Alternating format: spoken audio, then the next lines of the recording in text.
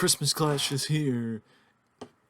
Excuse me. And it is the final milestone of 1983 for Supreme Wrestling. And this will be the spark that lights the fire that brings Supreme to 1984. With that being said, and without further delay, let's jump in and start Christmas Clash 1983. You got Natalie Martel going up against Riley Escobar in the opening pre-show matchup, and Natalie gets the victory. Though this was supposed to result in a bigger feud and a more all-encompassing feud, it was after a drug test and Riley Escobar's reaction to my punishment from her failing the drug test that changed my opinion of this situation. Because Riley reacted negatively to me punishing her, like I did everybody else, and it inflicted some doubts in the idea that Riley Escobar is somebody worth investing in. So, basically, we're going in a different direction. Jason Jackson gets one of his rare... It's not that Jason Jackson being seen as a rare occasion, it's that Jason Jackson just doesn't have the skills that match previous people like Malcolm Rogue.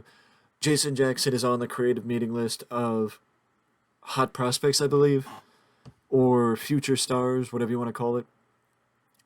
And he just doesn't have the skills that other people that have also been on that list, Slater White, Luis Montero, Malcolm Rogue, that they had.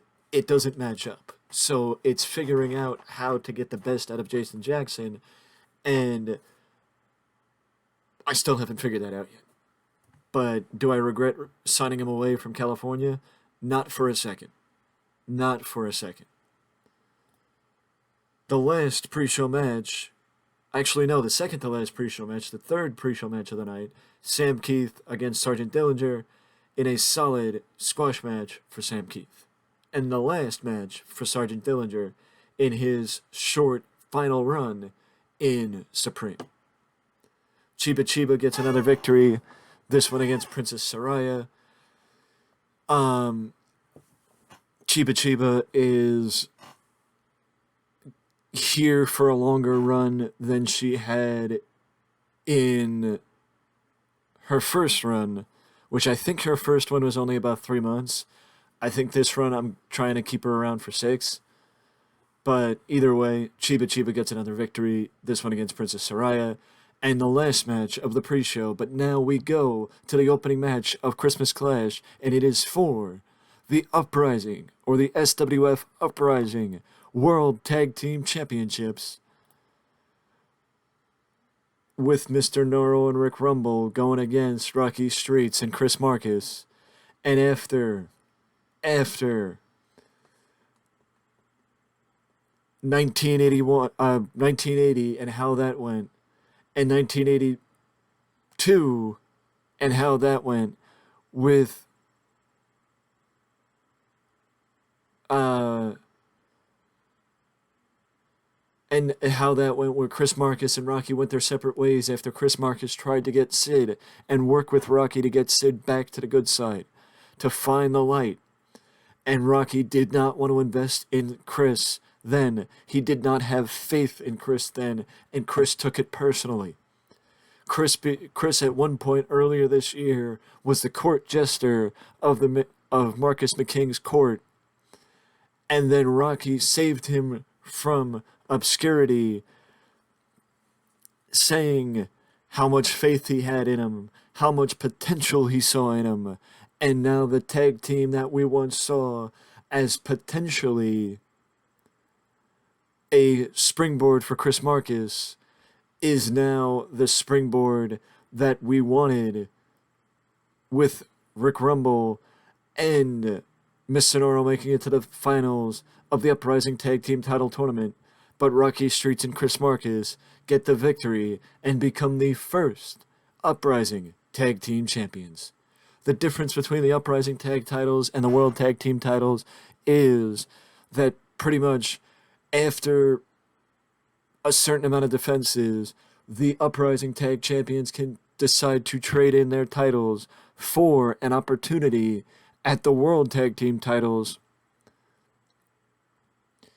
um, and have the opportunity to become the World Tag Team Champions as a way to separate the World Tag Team titles and the Uprising titles, because the people that are holding the tag team titles are so well above the people that would be vying for these titles. It's a separation to where main eventers can still go for the tag titles and not put themselves, isolate themselves away from the rest of the division, the division. But either way, Rocky Streets gets one last title shot. One last title reign before he retires from the ring permanently. And also, I just want to point it out, Chris Marcus started the year as comic relief as the court jester of McKing's Court, and now he's ending the year as one half of the tag team champions. Rocky Streets, before 1983, had not held a singles championship in Supreme Wrestling. In almost 11 years in Supreme Wrestling, he had not held, or in 11 years in Supreme, he had never held a singles title. And he won the television title this year from Slater White. And now he, much like Chris Marcus, will also end the year as a champion. Alex Pierce and Angie Lee talk up both their matches tonight as Dusty and Alex Pierce have a rematch, and Angie Lee gets her match. First time meeting against the reigning World Women's Champion, Athena. The Prodigy gets his match. It's the first time in quite a while, I feel like, that maybe 3 weeks, that the Prodigy is actually in ring. He gets a squash match against Buster Arrington. The reason why it is not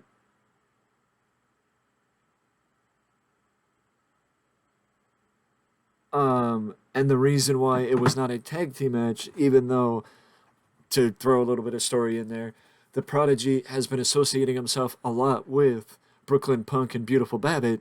The reason why it was not a tag team match, instead it was a singles match, is because Brooklyn Punk is still on the shelf with a hernia.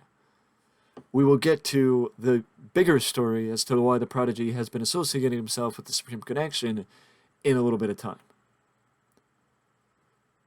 Katie Petronel and Babbitt talk up their ongoing rivalry with Ann Stardust, and recently said that Babbitt gave her back her confidence that she lost from becoming... Ann Stardust was the first women's champion in the history of Supreme Wrestling, and since then she has lost her confidence, but Babbitt gave her back her confidence, but then tried to take it away. She tried to take away her confidence when Ann Stardust fell short against Athena. And Babbitt said, and you want to know why I tried to take your confidence away? I tried to take your confidence away because I'm the one who gave it to you in the first place, and you didn't deserve it anymore. But now look at Katie Petronel. Look at what she did in the vein of...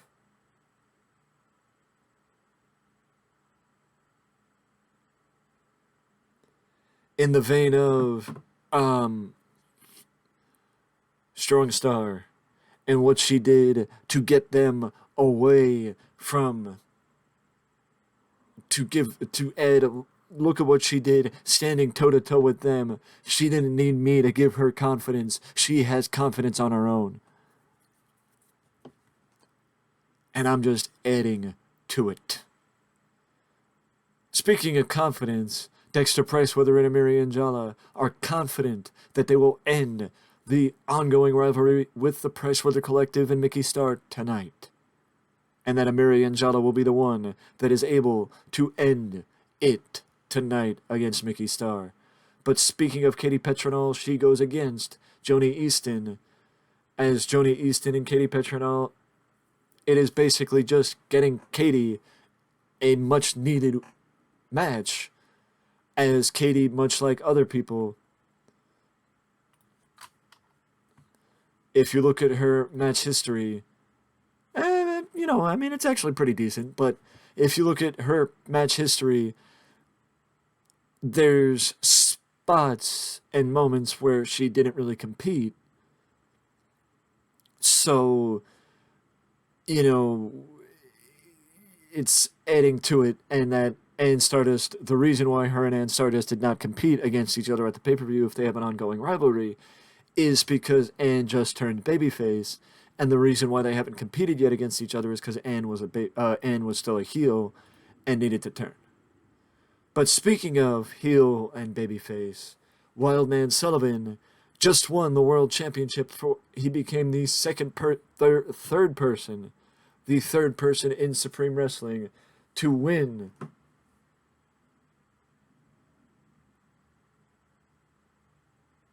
the world's championship for a second time. I mean, for a third.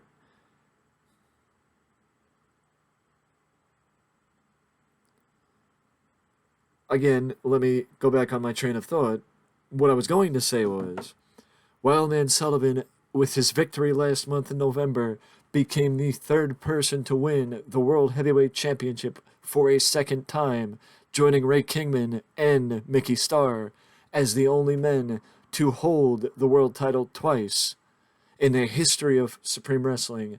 And now Wildman basically putting a final nail in the coffin of his time in the Price Weather Collective, explaining that Hollywood wormed his way into the group, and then slowly but surely thought that because he was world champion, that he could become the leader and order people around. But that's not how it works. That's not how it goes. And Wildman took exception to it, and not just Wildman did, but Madman McManus did as well. And that's why Madman and Wildman are no longer in the faction. Next year, we will be a collective. Next year, we will come together and be the group we know we can be. As Rory McCallum, Maxwell Allen, and Angus MacLeod show continue to be brought together by their roots. Their Scottish roots, to be exact. But Rory has been on the outside looking in of his countrymen because Angus and Maxwell have been the champions of the tag team division for the last couple of months since defeating Cronus and Hagar, I believe back in September.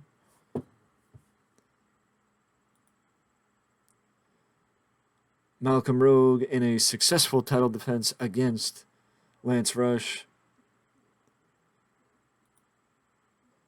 Speaking of the tag team titles, the One Percenters make it clear that tonight Angus MacLeod and Maxwell Allen will no longer be the tag team champions. And officially, Maxwell Allen and Angus MacLeod are no longer the tag team champions as the One Percenters defeat the World Tag Team Champions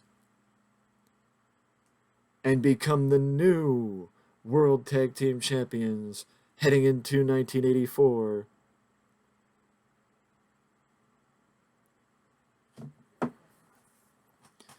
And I believe this is their second time as champions. It's also good to know that Matthew Cinder and Ben Hoyt have good chemistry as when calling matches, as Matthew Cinder is from California and Ben Hoyt is from Florida. I have very much improved our announcing positions and changed our announcing groups over the last couple of months, adding some of the top announcers from the other companies. But either way, I thought it was time for the One Percenters to gain back the tag titles because I want to take Angus and Maxwell in a different direction next year. But now we also shift gears as Mickey Starr and Sam Strong talk about the idea that both of them could be in the King of the Squared Circle in January, because King of the Squared Circle is back in January.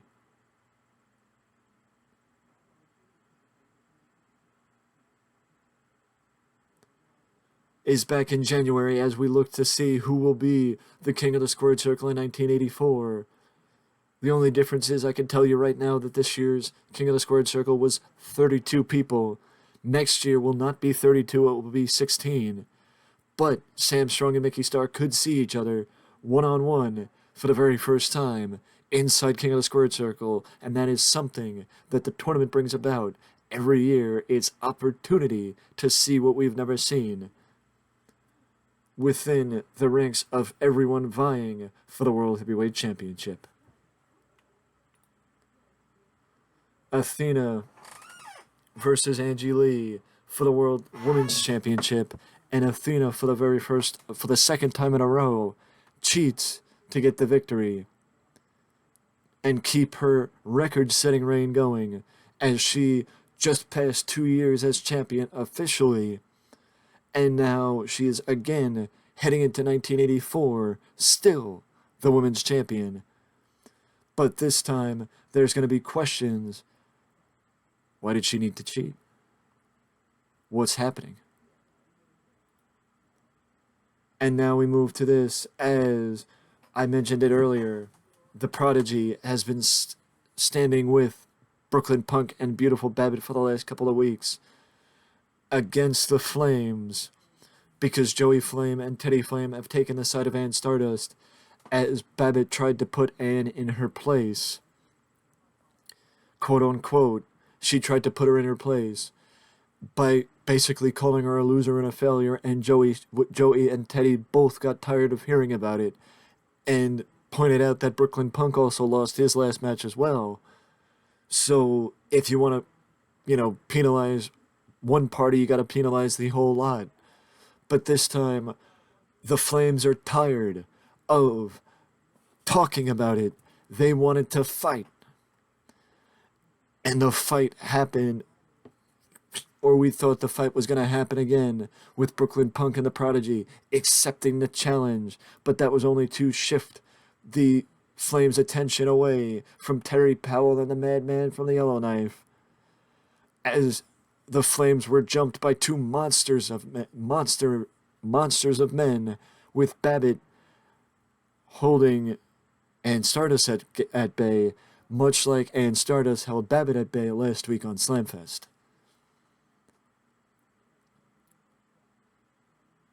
But now this is again leading to the possibility of the Flames teaming against the Madman from the Yellowknife and Terry Powell. But speaking of Alex Pierce, we talked about Alex Pierce earlier. Alex Pierce goes against Dusty Streets, and Dusty Streets gets his win back against Alex Pierce in another solid match. But fellow All-Star team member Jason Jackson stuck his nose where it didn't belong, quote unquote, helping Dusty get the victory.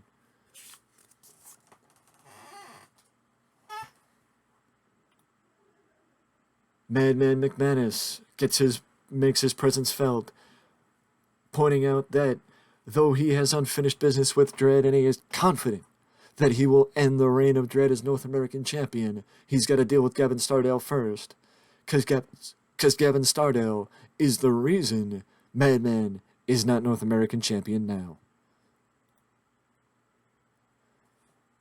But you want to talk about a surprise? I was not expecting an 83 out of Mickey Starr and Amiri Anjala.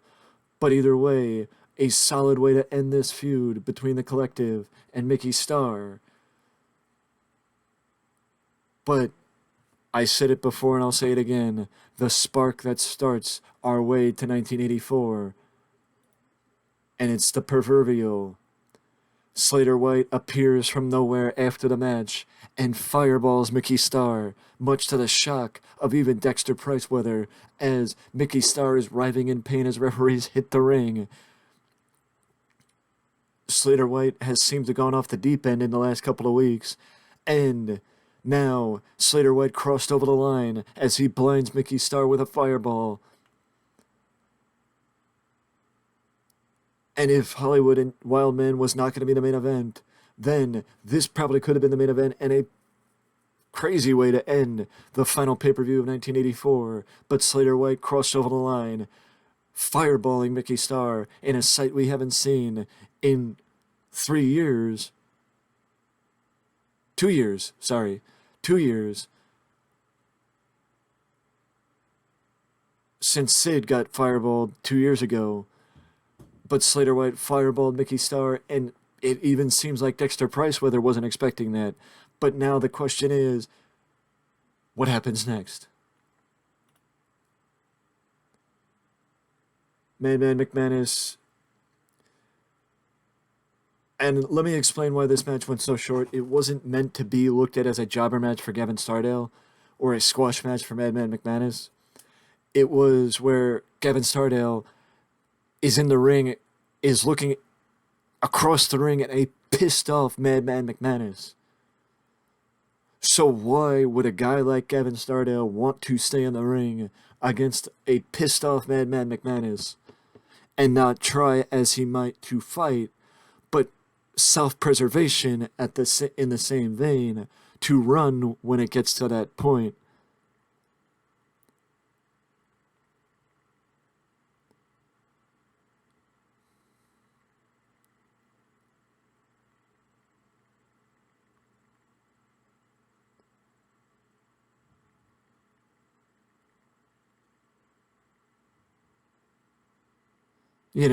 It's just a smart way to think about it. I mean, the only thing that would have made more sense is if it said intentional count out instead of just regular count out.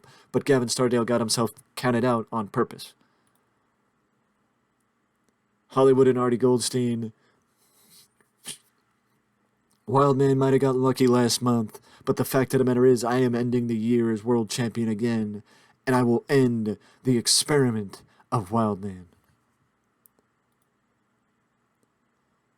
Luis Montero has challenged Marcus McKing more than once for a shot at to basically be his next challenger for the television title. But Marcus said, as the king, I challenge you, you don't challenge me. And now, as a guest on McKing's court, Montero officially has been challenged by Marcus McKing. So now on Slamfest, the final. Actually, no, it's not the final Slamfest of the year because we are in week 3. But Marcus McKing will be the next challenger for Luis Montero, as Luis Montero is one successful defense away from being able to trade in his television championship for a shot at Wildman Sullivan and the World Heavyweight title. Because if you can successfully defend the television title 10 times, then you can trade in it for a shot at the World's Championship. But now Marcus has the chance to stop Montero from becoming the number 1 contender for the world title. Whether it be whether it be Wildman or Hollywood. But either way, it should be an interesting match between Marcus and Luis Montero. A bit of a disappointing main event.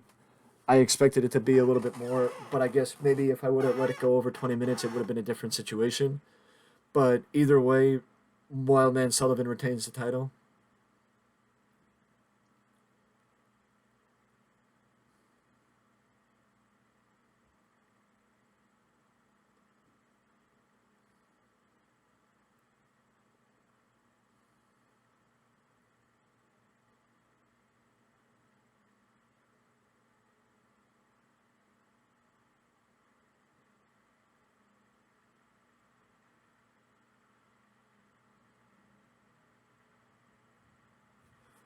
You know, disappointing, yes.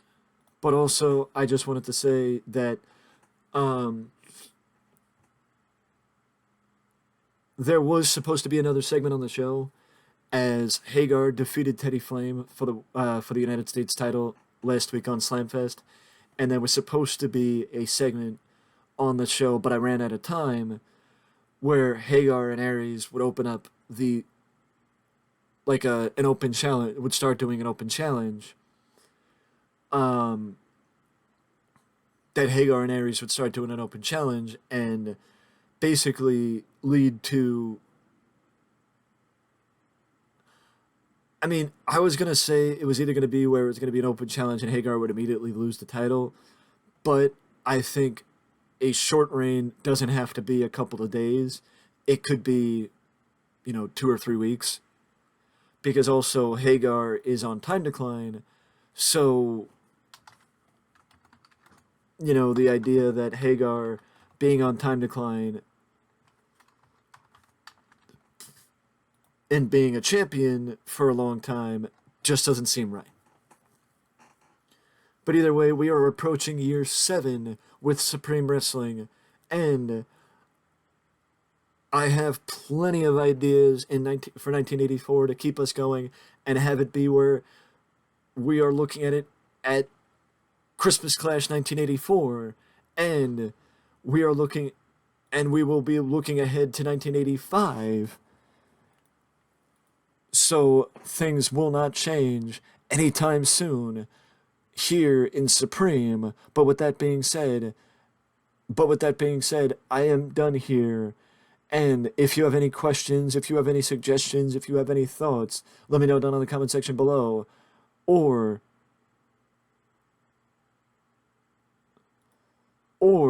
if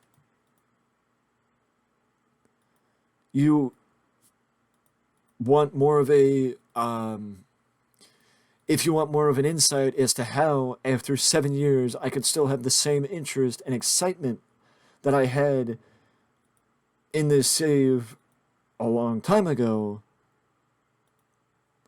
a year into it, that I have now 7 years into it, I will be more than happy to do a video on that as well. Let's just make sure I'm not paying him $90,000. But either way, I am done here for now, as I am looking at Chris Marcus and Rocky Streets as the first ever Uprising Tag Team Champions.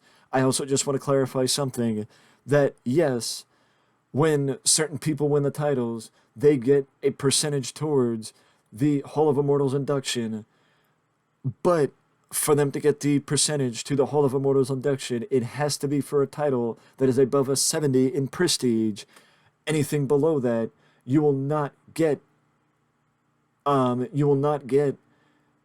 a percentage towards the induction. So that's why Knight Rider and Mayhem actually got a percentage towards the induction, because much like they won Battle Bowl earlier in the year, they also are now ending the year World Tag Team Champions, so they got themselves a little bit more of a percentage. And that is why Hagar also got a percentage when he won the United States title, and why Chris Marcus and Rocky Streets did not get themselves a percentage, because they are winning titles, with Rocky Streets winning the television title earlier in the year, and them winning these titles now. They're winning titles that are below a 70 in prestige, so they're not in the position where they're gaining for where they're gaining for the Hall of Immortals yet. But either way, once again, I am done for the day, and I will see you in the next one.